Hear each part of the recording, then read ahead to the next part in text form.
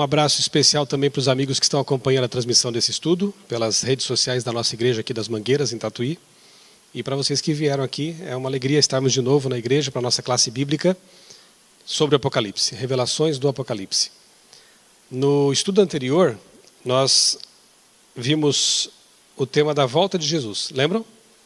Analisamos a promessa que ele fez, Jesus nunca mentiu, e ele disse que voltaria, né? Vai voltar. Nós vimos que anjos falaram a mesma coisa quando Jesus estava subindo para o céu, após a sua ressurreição, 40 dias após. 2 anjos desceram, confortaram os discípulos com a promessa de que ele voltaria, da forma como ele subiu. E ele subiu visivelmente, entre nuvens, com anjos.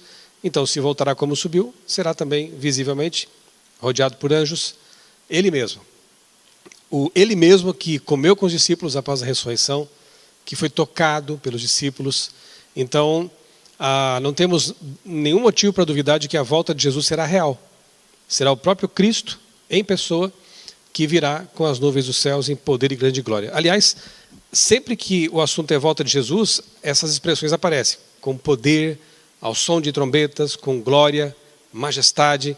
Então a gente entende que vai ser algo assim realmente bastante especial, grandioso, né? E o importante é estar preparados para esse grande dia, né? A Tessalonicenses diz que Jesus virá, né, ao som da trombeta, a última trombeta, e aí os mortos em Cristo vão ressuscitar, como nós veremos hoje nesse estudo aqui também. O tema de hoje é a sequência natural do estudo anterior. O que vai acontecer durante e após a volta de Jesus, tá bom? Como sempre fazemos e devemos fazer, nós vamos agora ter uma oração, pedindo a Deus que Ele nos abençoe, nos ajude a compreender o assunto que nós vamos estudar, tá bem? Convido vocês a ficarem em pé. Vou pedir para a Débora fazer a oração então para a gente iniciar.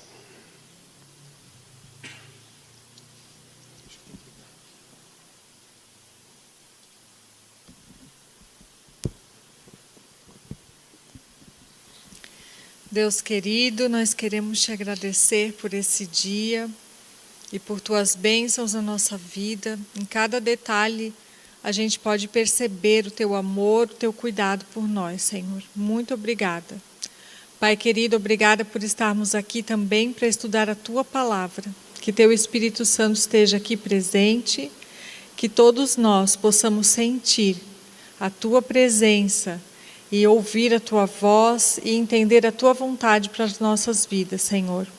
Tu sabes o que vai no nosso coração, tu sabes que nós queremos te conhecer e queremos viver de acordo, Senhor, com a tua palavra. Por isso nós estamos aqui e por isso nós te pedimos que o Senhor nos dê entendimento. Por favor, Senhor, usa o pastor Michelson e que a tua palavra fique gravada nos nossos corações. E que se existe alguém aqui hoje que está com algum problema para resolver, alguma preocupação, tem algum pedido especial, Senhor, tu sabes. Te peço, Senhor, que teu poder possa agir na vida dessa pessoa e que ela possa ver que o Senhor está ouvindo a oração, o Senhor está ouvindo, o Senhor sabe o que ela está precisando e vai atender no momento certo. Nós te pedimos e te agradecemos, em nome de Jesus. Amém. Só lembrando, né, logo após o nosso estudo, temos o nosso lanche costumeiro ali para todos. E, em seguida, eu vou falar de novo aqui na igreja, né? O tema será um tema de Gênesis, é surpresa. Nós estamos fazendo uma série aqui, né, ao longo dos domingos de abril e também maio. Uma série sobre o livro de Gênesis. Cada domingo aqui, nós estamos estudando um assunto relacionado com o livro de Gênesis, tá bom? Estão todos convidados a, depois do lanche, permanecer aqui às 19h30 para o estudo seguinte. Nós estamos indo de ponta a ponta na Bíblia. O Gênesis, né? Só que em sentido inverso. Muito bem. A prisão de Satanás. Que prisão é essa? O que vai acontecer? Como entender isso? Diz a introdução do estudo o seguinte, que Satanás está furioso porque a Santa Bíblia o desmascara. Até já falamos isso algumas vezes, né?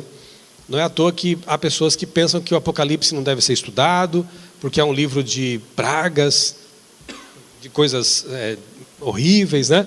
Não estude, você pode até ficar louco se estudar. Acho que ninguém ficou louco aqui até agora, né? Já estamos no tema 4 aqui, o 5º, né? E estamos bem. Então, não é isso, obviamente. É um livro bíblico. É uma revelação de Deus. Aliás, o verso 1, lembram? Começa exatamente assim. Revelação de Jesus Cristo, que Deus entregou e finalmente pediu que João escrevesse. Então, veja. Se é revelação de Jesus, como é que pode ser uma coisa ruim? Óbvio que é um livro que mostra o que vai acontecer.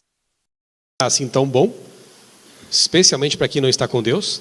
Mas também é um livro que traz promessas, bênçãos, e a maior delas é nos revelar a realidade. Nos mostrar o que vai acontecer e como ser vitoriosos nesse conflito. E uma das coisas que o livro faz, o Apocalipse, é desmascarar as estratégias de Satanás. É por isso que o inimigo de Deus não quer que você leia e que você estude esse livro. É por isso que muita gente evita esse livro. Mas não vamos ser assim, né? Nós vamos estudar, porque existe uma bênção, inclusive, no capítulo 1, que diz assim: bem-aventurado aquele que lê e ouve e guarda as palavras deste livro. Há uma bem-aventurança para quem estuda Apocalipse. Bem-aventurado é feliz, né? Mais que feliz. Então, feliz é aquele que lê esse livro. Porque ele sabe o que vai acontecer, sabe como vencer e sabe que Jesus está do lado daqueles que estão lutando e que querem ter a vida eterna. Convidamos todos a ficar assim mais pertinho aqui, né, para a gente ficar mais agrupado aqui. Muito bem. Boa noite. Sejam todos bem-vindos. Então, Satanás está furioso porque a Bíblia o desmascara. Por isso tem disseminado a errônea ideia de que o Apocalipse é um livro incompreensível. E nós já vimos que não é assim. Dá para entender, né? E é justamente esse livro profético aberto ao estudante sincero que descreve o fim do grande conflito. O fim do inimigo, né? A destruição do mal, do pecado. E a vida eterna, como veremos no próximo estudo. Vale a pena dedicar tempo para esse estudo, para conhecer esse livro. E como nós já vimos, nós, né, precisamos usar toda a Bíblia para entender o Apocalipse. Então, por tabela, a gente acaba aprendendo muita coisa sobre a Bíblia inteira. Porque várias passagens do Apocalipse, várias ideias, figuras, símbolos, então, o Apocalipse é o livro mais judaico do Novo Testamento, na verdade. Mateus também é um livro tem um background judaico assim bem forte, mas o Apocalipse é um livro bastante judaico porque ele usa muitas figuras do Antigo Testamento. E quanto mais você lê a Bíblia, mais fácil fica entender, então, o Apocalipse. 1000 anos entre as ressurreições. Esse é um tópico importante, interessante, e eu já peço que vocês abram a Bíblia agora, em João capítulo 5. Evangelho de João, capítulo 5, versos 28 e 29. Se alguém quiser fazer alguma pergunta durante a exposição aqui, algum comentário, é só erguer a mão e o microfone vai até você, tá bom? Fiquem bem à vontade. Se tiver uma dúvida, quiser anotar para o fim, a gente ter aquela nossa interação aqui, também fiquem bem à vontade. João 5, 28 e 29. Quais são as duas ressurreições de nosso Senhor quando esteve na terra? São palavras de Jesus. E olha que interessante o que diz aí, Débora. Não fiquem admirados com isto, pois está chegando a hora em que todos os que estiverem nos túmulos ouvirão a sua voz e sairão. Os que fizerem o bem ressuscitarão para a vida, e os que fizerem o mal ressuscitarão para serem condenados. Primeira coisa, Jesus, ele fala no futuro, vocês perceberam? Vem a hora em que todos os que estão nos túmulos, nos sepulcros, todos os que morreram, ressuscitarão. Vem. Não tinha acontecido ainda. Uns para a ressurreição da vida e outros para a ressurreição da condenação. São quantas ressurreições? 2. De quem? A primeira, dos salvos. A segunda, dos perdidos. Está claro isso? Então aqui no Evangelho de João, bem resumidamente, o autor, reproduzindo palavras de Jesus, diz que há 2 ressurreições. Uma dos ímpios, já vimos o que significa isso, né? Pessoas que não se arrependeram, pessoas que continuaram na maldade, pessoas que não aceitaram a salvação em Cristo. Então, a ressurreição dos salvos, primeiro, e depois a dos ímpios. Aqui está bem fácil, né? Vamos avante então. O texto, só para a gente reler: vem a hora em que todos os que estão nos túmulos ouvirão a sua voz e sairão, a voz de Cristo. Os que tiverem feito o bem para a ressurreição da vida, os que tiverem feito o mal para a ressurreição do juízo. Agora, abrem Apocalipse 20, verso 6, lembrando que é o mesmo autor, tá? Então, Apocalipse é de João. O Evangelho também, que lemos agora, é de João. Então, é o mesmo autor. Ele está agora no Apocalipse nos dando mais detalhes sobre algo que ele apenas pontualmente no Evangelho. Vocês perceberão como o mesmo João agora, ele vai detalhar o assunto. Na verdade, seria muito bom que nós lêssemos o capítulo 20 do Apocalipse inteiro, né? Mas fica como tarefa de casa. Nós vamos ver alguns versos por causa do tempo aqui. Mas olha só, que período começa na ressurreição dos fiéis? São duas, né? Então, quando ocorre a ressurreição dos fiéis, começa um período bíblico aí. Qual será? Verso 6. Felizes e santos os que participam da primeira ressurreição. A segunda morte não tem poder sobre eles. Serão sacerdotes de Deus e de Cristo e reinarão com ele durante 1000 anos. Ora, é o mesmo João, tá? Então, obviamente que está em harmonia com o Evangelho. A primeira ressurreição, segundo lá o Evangelho dele, era dos salvos. A segunda dos ímpios. Aqui no Apocalipse, o mesmo João diz: bem-aventurado e santo aquele que tem parte na primeira ressurreição. Qual é? Dos salvos. Bem-aventurado, óbvio. Feliz, vai ser viver para sempre agora, né? Vai ser eterno, imortal. E reinarão com ele, com Deus, com Jesus, 1000 anos. Que período começa com a primeira ressurreição? O chamado milênio bíblico, ou os 1000 anos.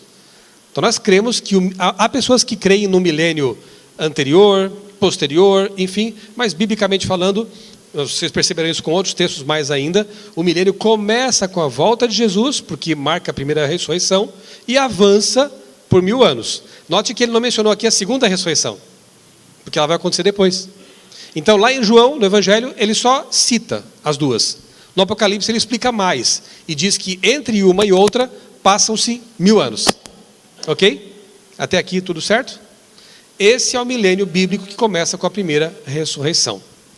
Agora, quando vai acontecer essa primeira ressurreição? Para ficar bem claro, vocês já sabem até, né? Mas eu quero que a gente veja na Bíblia. 1 Tessalonicenses, eu vou esperar que todo mundo encontre o texto. As Bíblias aqui já foram distribuídas, né? As namoradas, como a gente diz. Você vai vir aqui, vai usar a Bíblia, vai namorar um pouquinho com ela, deixa no banco, no fim do estudo você ganha e casa com ela. Tá bem? Então vamos usar as Bíblias aí para aprender um pouquinho mais desse assunto tão interessante. 1 Tessalonicenses, ou seja, é a primeira carta que Paulo escreveu para os cristãos que moravam em Tessalônica. Por isso chama Tessalonicenses, né? Se fosse se fosse uma carta enviada para, deixa eu ver, uma cidade que tem enses no final. Isso, primeira carta de Paulo aos cearenses. Aí seria, né, pessoal do Ceará. Mas como é Tessalonicenses, por isso que chama assim. O que diz lá, Débora? Capítulo 4, verso 16. Todos encontraram? Tessalonicenses, ali naquelas cartinhas de Paulo, né? Depois de Romanos, Coríntios, tudo que é esses fica perto. Ó a dica. Tessalonicenses, Filipenses, Colossenses. Tá? Pode ler então. Pois dada a palavra de ordem, com a voz do arcanjo e o ressoar da trombeta de Deus, o próprio Senhor descerá dos céus, e os mortos em Cristo ressuscitarão primeiro. Isso combina com o que João falou? Totalmente, né? A Bíblia é toda inspirada. Então, os autores podem ser diferentes, mas a mensagem é a mesma. O Espírito Santo é que deu isso para eles. Então, Paulo, em harmonia com João, diz que, porquanto o Senhor mesmo descerá dos céus. Quando que Jesus vai descer dos céus? Na sua segunda vinda, em glória e majestade. Então, quando o Senhor descer do céu, quando Jesus voltar, os mortos em Cristo ressuscitarão primeiro. Então, a primeira ressurreição dá início ao milênio. E ela acontece na volta de Jesus. Portanto, o fim do milênio vai acontecer 1000 anos após a volta de Jesus. Está claro? E o que acontece no fim do milênio, né? Sim, pode falar.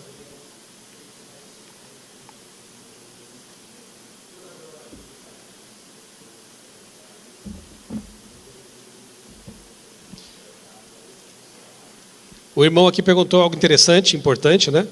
A questão do ladrão na cruz. Porque aparentemente a promessa foi: você estará comigo no paraíso, né? Então como que vai ser só lá, se ele disse na cruz que hoje estarás comigo no paraíso? Será que a expressão usada por Jesus queria dizer? Veja, o próprio Jesus não foi ao paraíso naquele dia, correto?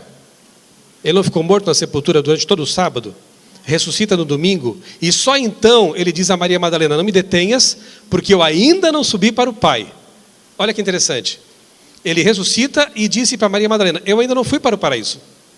E aí ele sobe, nós temos ali nos Salmos, né, essa descrição de ele entrando pelos portais, sendo aceito pelo Pai, seu sacrifício, depois volta para a terra e fica 40 dias aqui com os discípulos. Então seria estranho se Jesus dissesse para o ladrão convertido: hoje você vai estar comigo no paraíso, porque ele não foi para o paraíso naquele dia. Aqui cabe uma explicação de um detalhe no grego. Na língua grega, na escrita ali, o texto do Novo Testamento é grego, não há pontuações, ponto e vírgula, vírgula, essas coisas, né? É o texto corrido. Então, vejam como uma vírgula, e é assim que nós cremos que ele falou, dissesse assim: em verdade te digo hoje, aqui, agora, você vai estar comigo no paraíso. A vírgula colocada depois do hoje muda completamente o sentido. Em verdade te digo hoje. Pode pôr 2 pontos aí, né? 2 pontos. Tu estarás comigo no paraíso. Um dia. Se eu coloco a vírgula antes do hoje, a compreensão fica complicada, né? É como está em várias traduções.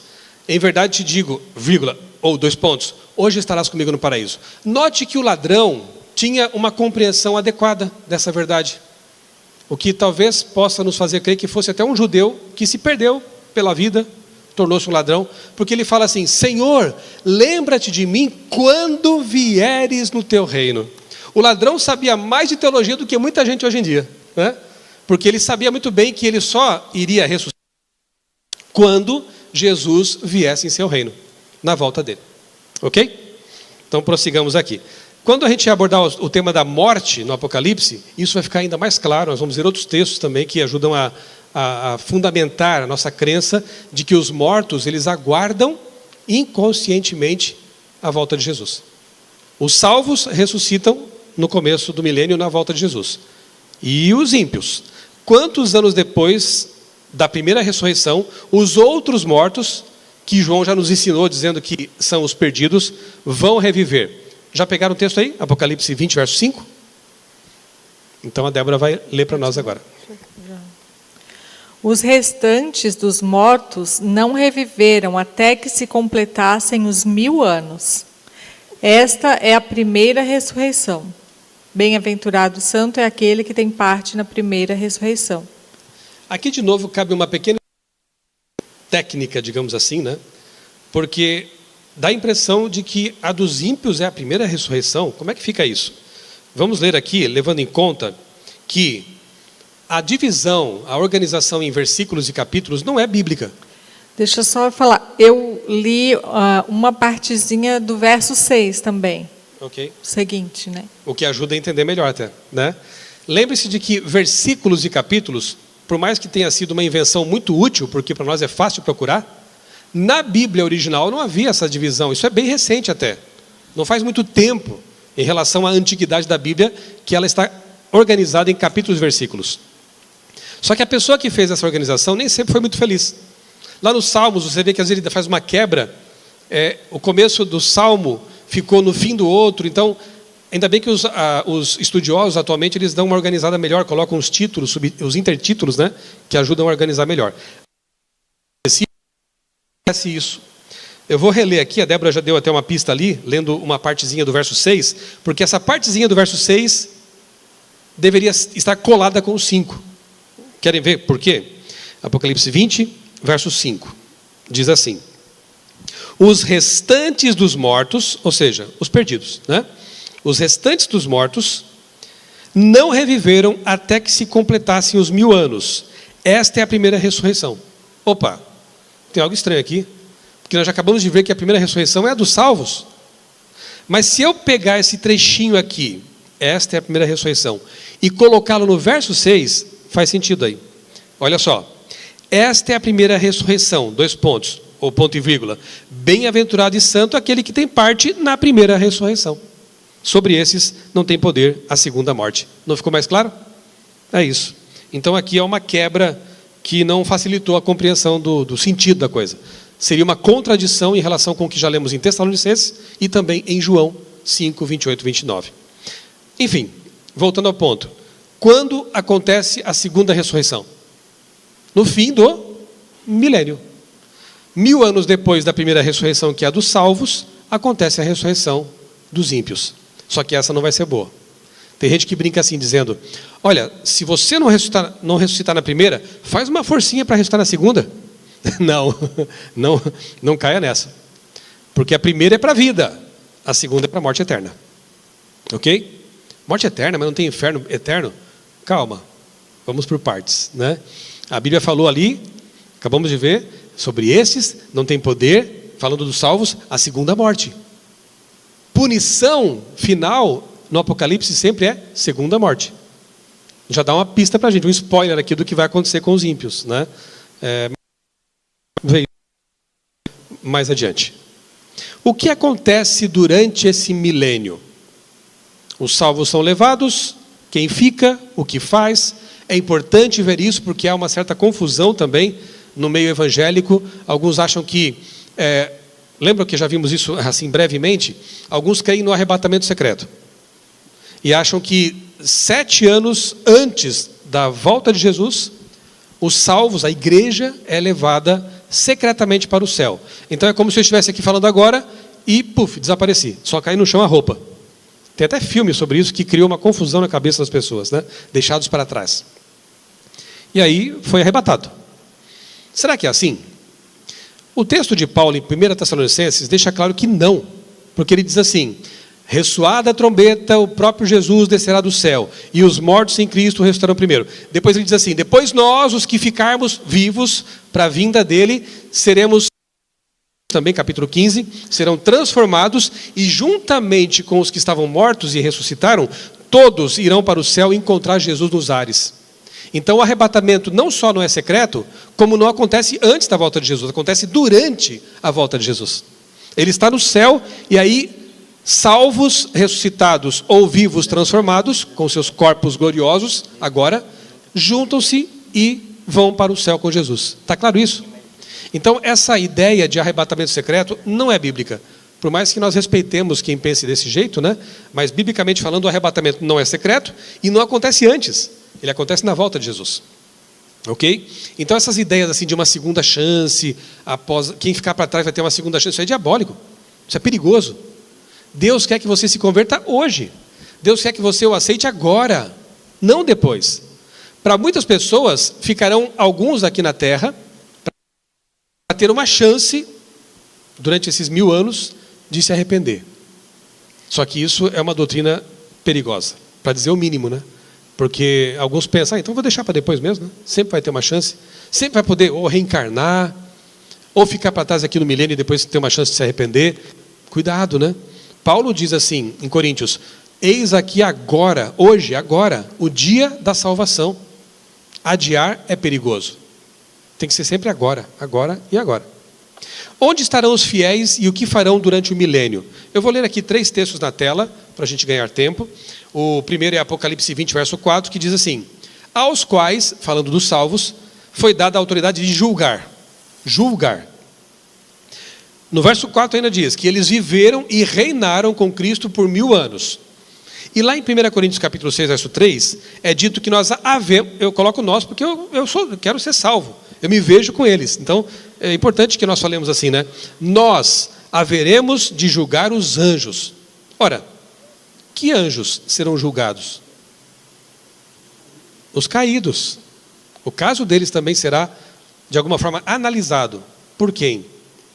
Havemos, nós. Nós vamos julgar o mundo e os anjos caídos. Então, que coisa é essa que acontece lá no céu? São postos tronos o que indica realmente um juízo. Não é que nós determinaremos o que vai acontecer com as pessoas. Não, os casos já foram decididos.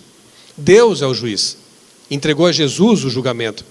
Nós vamos ter acesso aos autos do juízo. Olha que honra teremos. Deus não quer que fique nenhuma dúvida na mente e no coração dos salvos. Até dizem que nós teremos 3 surpresas quando chegarmos ao céu, né?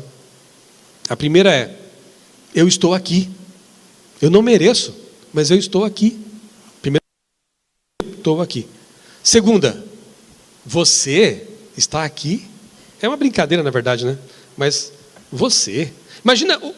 Imagina Isaías, que foi cerrado, foi assassinado pelo rei Manassés. O Isaías morre, profeta, e o Manassés se converte depois. Imagina quando chegar ao céu, o Isaías encontrar Manassés. Você está aqui? Você me matou? Pois é, Isaías, foi mal, desculpa. Foi errado mesmo, né? E eu me converti. Eu aceitei a salvação. Imagina Estevão e Paulo no céu. Estevão foi apedrejado, Paulo estava ali assistindo a cena. É isso aí, matem ele mesmo, né? Paulo nesse momento era um perseguidor de cristãos.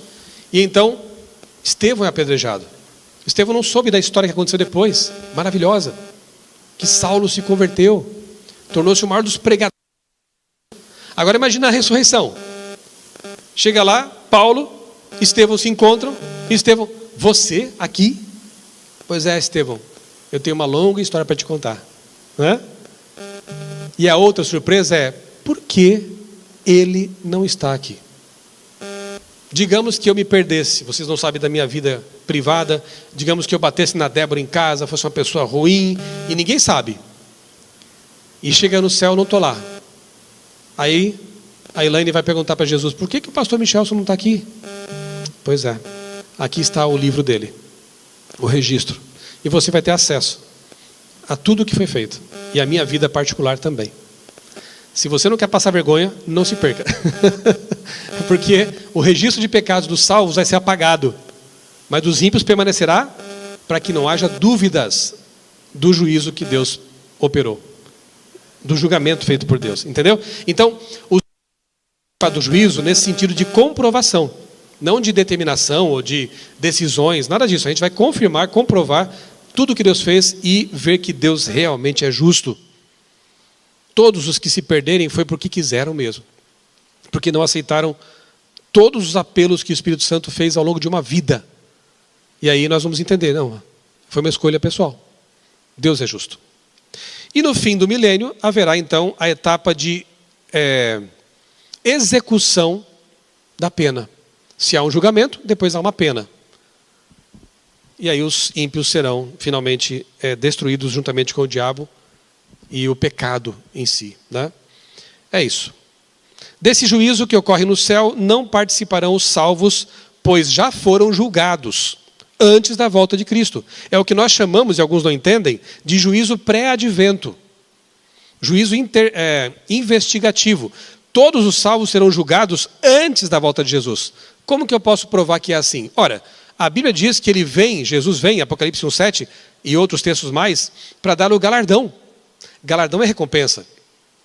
Se na volta de Jesus os salvos já recebem a recompensa, que é a coroa da vitória, que é a vida eterna, eles obviamente foram julgados antes. Concordam comigo? Para que haja uma premiação, uma recompensa, é preciso que os casos tenham sido julgados e resolvidos antes da volta de Jesus. Ele não vem para dar a recompensa. Então os salvos foram julgados antes, é o que a gente chama de juízo pré-advento. Nesse juízo são julgados os ímpios, esse do qual estamos falando aí, do milênio, que participarão da segunda ressurreição. Esse juízo também serve para que os santos compreendam por que alguns não se salvaram. Servirá para desfazer toda dúvida acerca da malignidade do pecado e da justiça e amor de Deus. Nunca mais haverá questionamentos, dúvidas sobre a justiça de Deus. Porque todo o caso ficará resolvido. Ok? Abra agora, você deve estar lá nesse texto ainda, né? Apocalipse 20, versos 1 a 3 agora. Sendo que os fiéis irão para o céu e os ímpios morrerão, Satanás não terá a quem tentar na terra.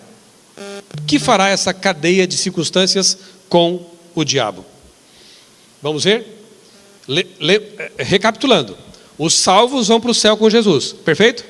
Os ímpios são mortos, são desfeitos pela glória de Deus.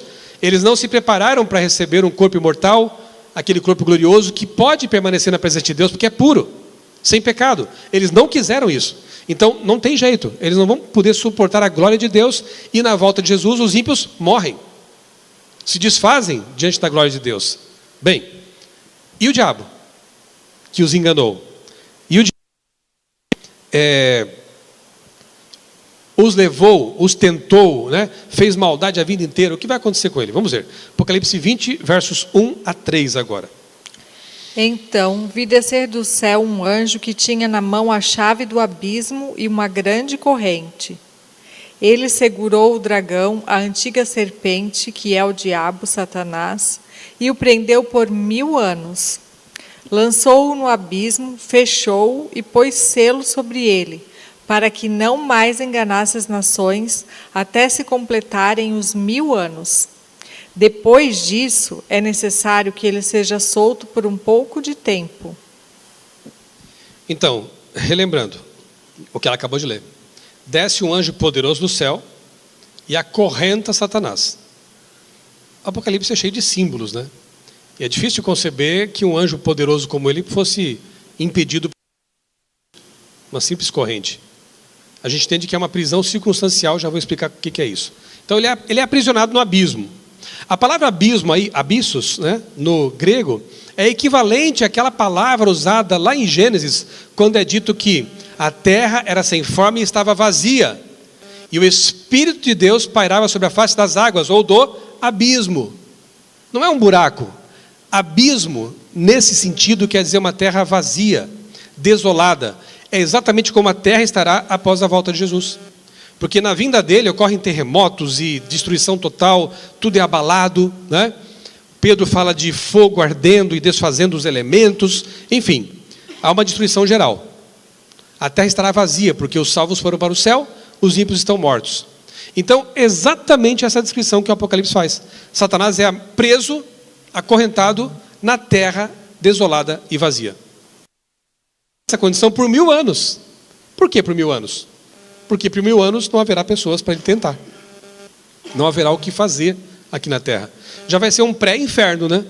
Pensem, 1000 anos sem ter o que fazer, só pensando na destruição que ele fez ao longo de muitos e muitos séculos e milênios.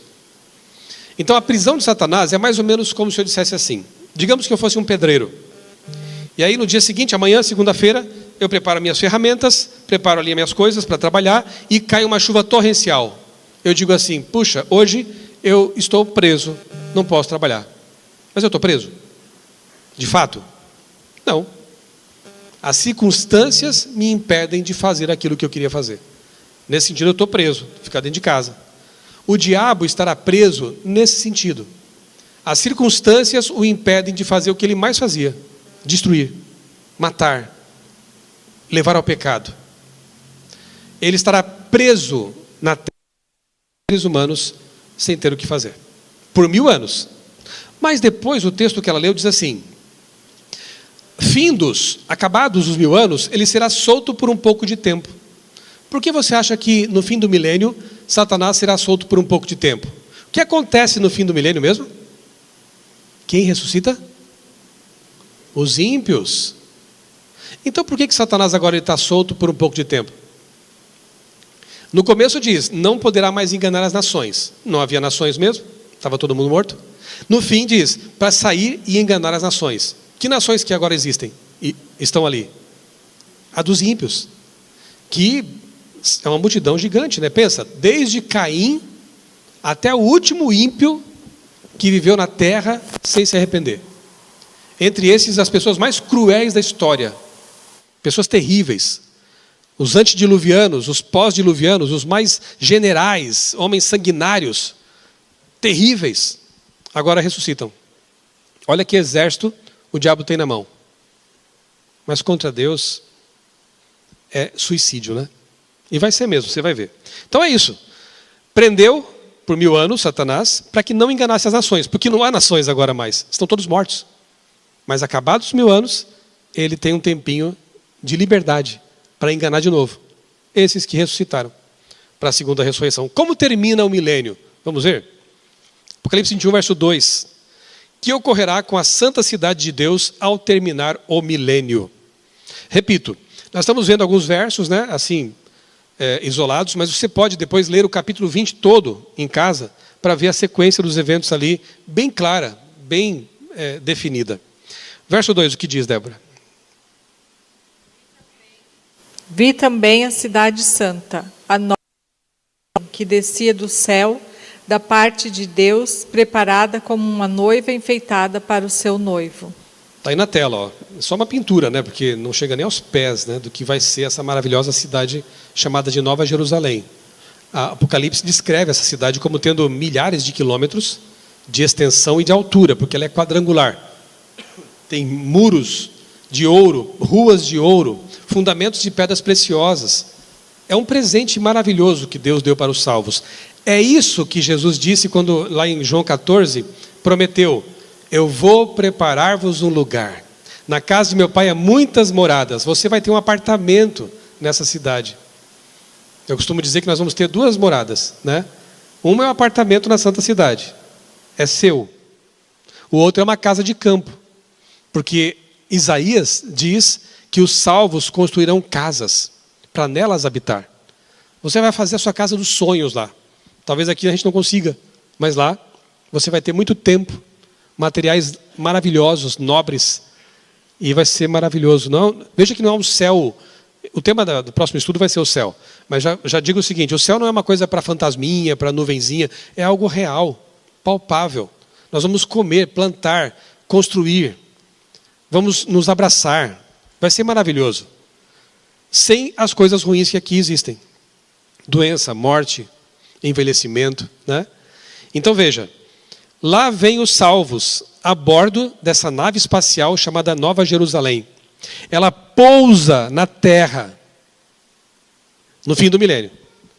Inclusive, o Antigo Testamento nos mostra, Zacarias, que ela vai pousar no Monte das Oliveiras. Ali onde Jesus suou sangue, ali onde Jesus se angustiou pela humanidade, local muito significativo. Naquele local que vai se tornar uma grande planície de pouso, que será a capital do universo. Nós seremos moradores da capital do universo. Por que você falou isso, pastor? Porque a capital é onde Deus está, concordam? Onde está o trono de Deus, ali está a capital, é chamado de céu hoje. Mas o céu vai se transportar para a terra. Por isso que o apóstolo diz: e vi novos céus e nova terra. Essa terra será destruída para dar lugar a uma nova terra. Veremos isso no próximo estudo, é maravilhoso. E nós seremos honrados morando na capital do universo. Não vai ser bom isso? Deus vai estar pertinho da gente o tempo todo. Porque o texto, né, Apocalipse 21, 22, dizem que os salvos contemplarão a sua face. Ele vai nos honrar com a sua presença. Hoje é terrível estar aqui neste mundo. É uma humilhação viver no mundo de pecado. Mas um dia Deus vai transformar isso em honra, em glória. Vai ser maravilhoso. Apocalipse 25, 7 e 8. O que vai acontecer com os mortos e ímpios, estamos falando da segunda ressurreição, portanto, quando os 1000 anos se completarem. Apocalipse 20, versos 5, 7 e 8. Os restantes dos mortos não reviveram até que se completassem os 1000 anos. 7 agora. Peraí. Quando, porém, se completarem os 1000 anos, Satanás será solto da sua prisão e sairá para enganar as nações que estão nos 4 cantos da terra, Gog e Magog, a fim de reuni-las para a batalha. O número dessas é como a areia do mar. Vai ter muitos salvos, mas também vai ter muitos perdidos.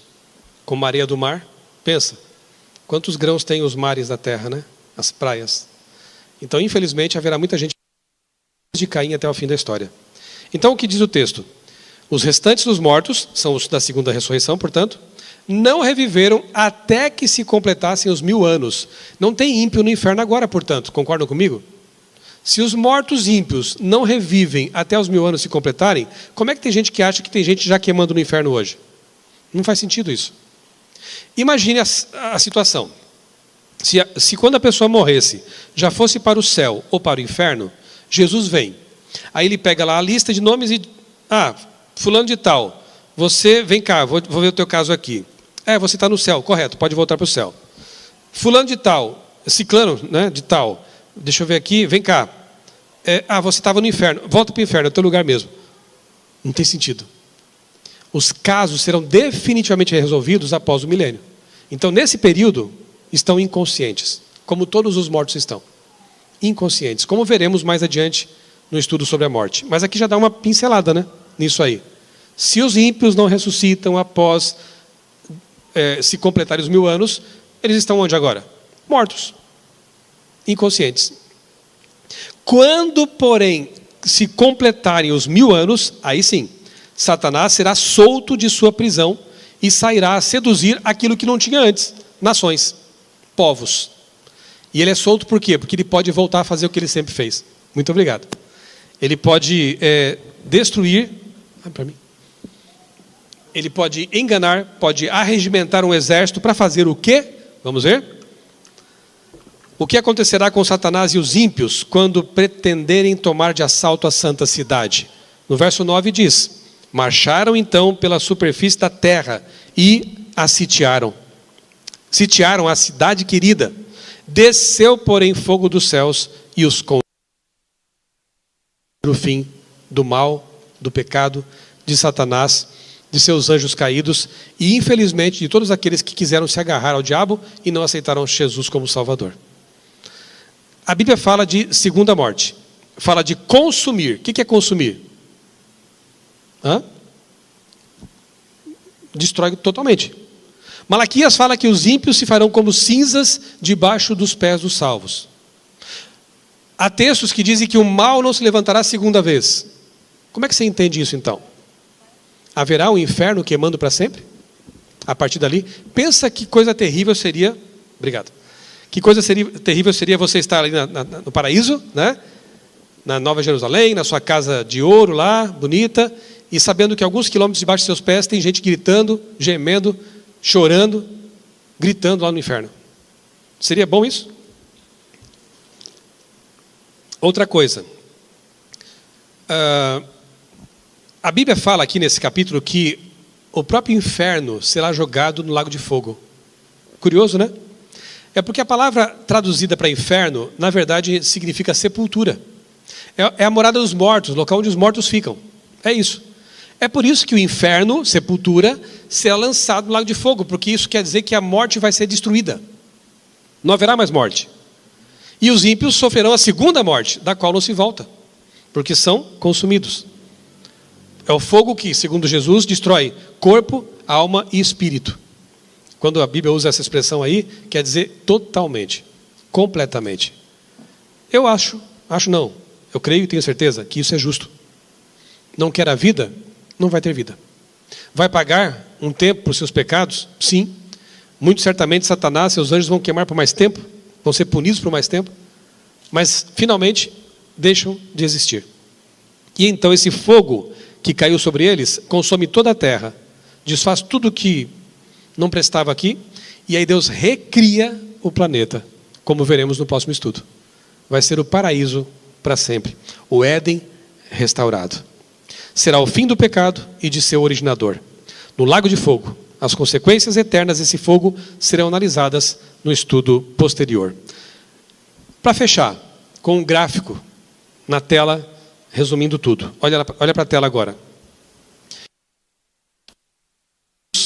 Começa o milênio. 1000 anos entre as duas ressurreições, ok? Durante os 1000 anos, os fiéis estão no céu com Jesus, com Deus, com a Trindade Santa, com os anjos. Lá estão os salvos, no céu, participando do julgamento de comprovação, entre outras muitas coisas que vão fazer com certeza. Visitar outros mundos, passear. Serão 1000 anos a bordo da Santa Cidade, que é uma gigantesca nave espacial de Deus.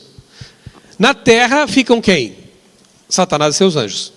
Preso, acorrentado, simbolicamente falando, preso por uma série de circunstâncias, aqui no mundo devastado, desolado, sem seres humanos, sem nações para ele tentar. Acabam-se os 1000 anos, desce a santa cidade com os salvos, digamos que seria a terceira vinda de Cristo então, né? A terceira vinda de Cristo com os salvos agora juntos ali na santa cidade.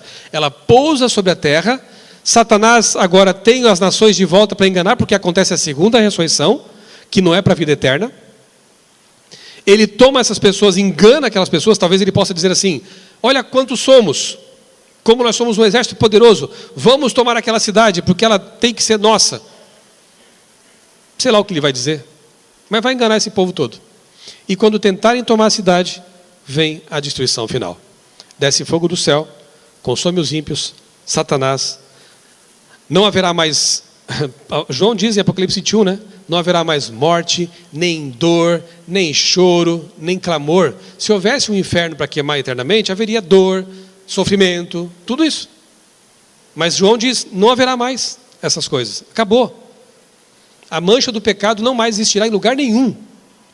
A única recordação do grande conflito que ficou para trás serão as cicatrizes nas mãos e nos pés do nosso Salvador Jesus Cristo.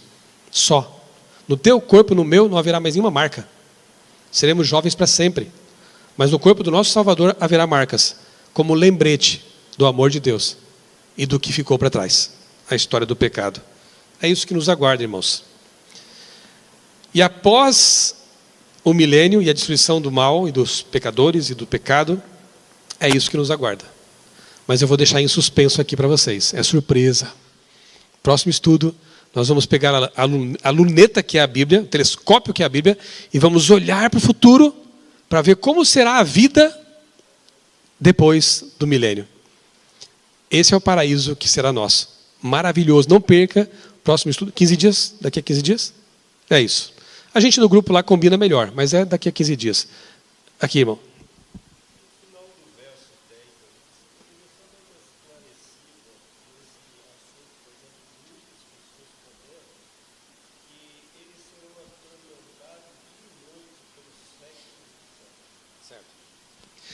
Tem textos, de fato, já que o irmão tocou nesse ponto, acho que vale a pena a gente tocar nisso também, assim, brevemente. Tem textos que falam fogo eterno, por exemplo. Ou pelos séculos dos séculos. O que será que significa isso de fogo que pelos séculos dos séculos? Ou o que quer dizer a expressão fogo eterno na Bíblia? Não dá a impressão que vai queimar para sempre? Vamos usar um exemplo? Lá em Judas, na cartinha de Judas, é dito que o povo que pereceu em Sodoma e Gomorra sofreu a pena do fogo eterno. Pergunto, o fogo que queimou Sodoma e Gomorra queima até hoje? Não, aquilo lá é um deserto. Está lá, um deserto. É eterno em suas consequências, não em duração. Ou seja, quem se perde nesse fogo, quem é queimado nesse fogo, eternamente estará perdido. Não volta. Não quer dizer que a duração do fogo será eterna. Nem sempre o eterno na Bíblia quer dizer algo que nunca mais se acaba. Claro, quando é associado com Deus, obviamente que é algo que não se acaba. Deus é eterno mesmo. Mas quando é ligado, por exemplo, aos seres humanos, alguma coisa... Tem várias expressões na Bíblia que é perpétuo, mas foi perpétuo até um certo momento, até um certo período. Então esse século dos séculos, ou mais bem traduzido seria eterno, quer dizer o seguinte, não volta mais, eternamente perdido. Não é a duração do fogo, é a consequência dele. Se fosse assim, era para Sodoma e Gomorra estarem queimando até hoje. Porque Judas diz que é o fogo eterno que caiu lá. Ok? Pastor?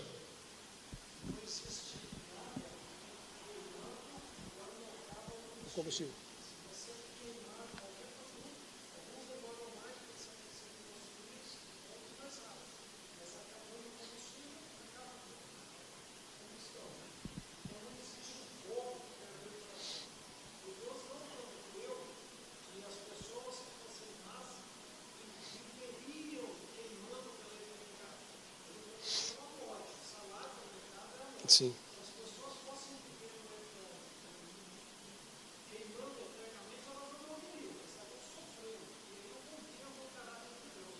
Sim. Aí, só usando a lógica, digamos assim, né? O bom senso, como Deus poderia condenar por bilhões e bilhões e bilhões de anos ao fogo eterno, se ele fosse assim, sem duração, alguém que pecou por 10, 20, 30, 40 anos.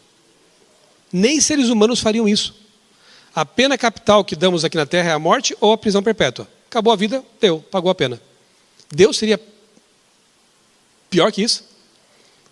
Eu não conseguiria conceber um caráter de um Deus bom, justo, pensando que o inferno fosse eterno. Eu sei que tem evangélicos que não aceitam isso. Católicos também não. Porque parece que eles querem que... Não, tem que punir, né? Mas Deus não é assim. Não faz sentido, né? O pastor lembrou bem, né? O salário do pecado é a morte eterna, acabou. Não tem, o salário do pecado é o inferno. Não, o salário do pecado é a morte. Apocalipse, a segunda morte. Sobre eles, os salvos, não tem poder a segunda morte. Então, é destruição final para sempre ou salvação para sempre. Vida eterna ou morte eterna. É isso que a Bíblia apresenta. Ok?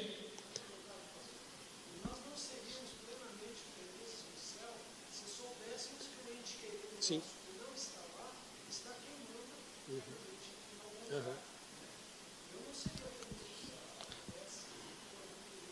E outra coisa, né, pastor? Veja só, se esse fogo, como disse Jesus, é um fogo diferente, capaz de queimar completamente o ser humano, corpo, alma, espírito, que representa a totalidade, para que alguém ficasse no inferno para sempre, Deus teria que fazer um milagre macabro o tempo todo.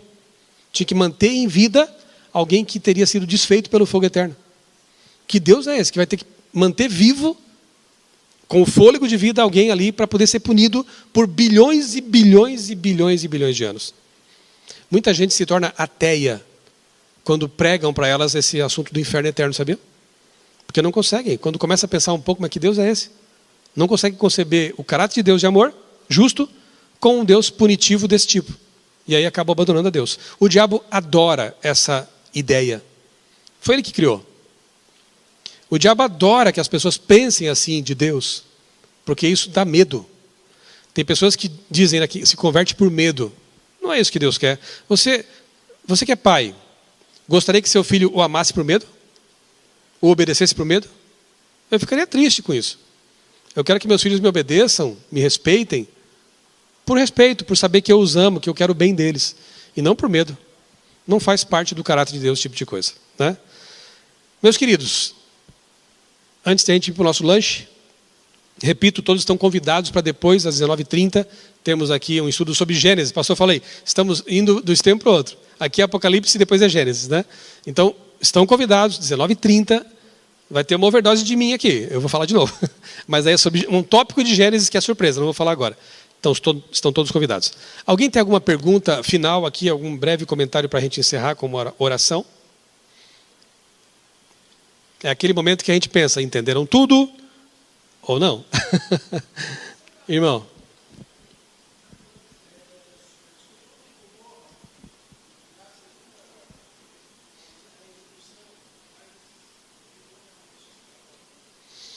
Boa pergunta, né, pastor? Sodoma e Gomorra, que já sofreram o castigo do fogo eterno, vão ressuscitar a segunda ressurreição?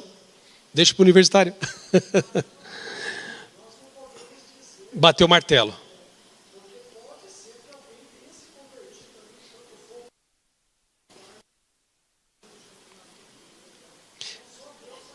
Não, aí tudo bem. Aí vai ressuscitar na primeira. A pergunta é, Sodoma e Gomorra, que já sofreram a pena do fogo eterno, caiu fogo e enxofre lá. Vão ressuscitar na segunda ressurreição, os ímpios ali? Vamos ver, né? Parece que ali já foi uma amostra grátis do que vai acontecer de modo geral depois, né?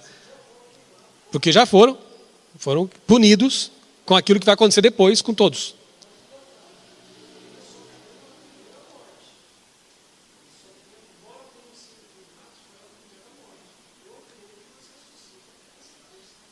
Pastor Marcos crê que sim. Eu digo que eu não sei. Porque ali equivale à segunda morte. Porque o fogo é eterno. Não é o foguinho lá do míssil, né? É o fogo eterno. Então Sodoma e Gomorra são uma amostra do que vai acontecer no final com todo mundo. Assim como Elias, Enoque e Moisés são uma amostra do que vai acontecer com os salvos.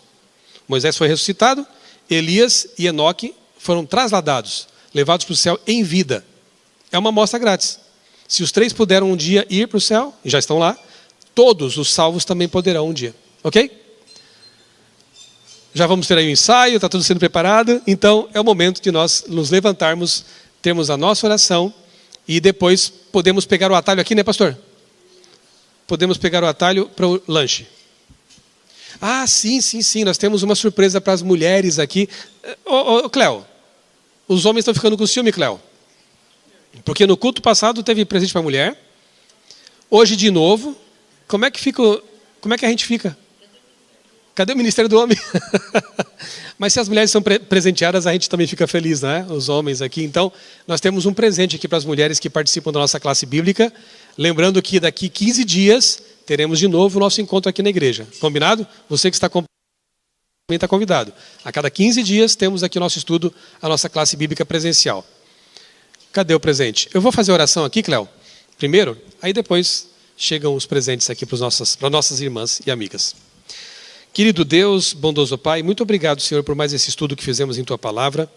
Obrigado porque encontramos nela realmente esperança de vida eterna, de um mundo em que não mais haverá morte, tristeza, dor, sofrimento, haverá paz, justiça e felicidade eternas.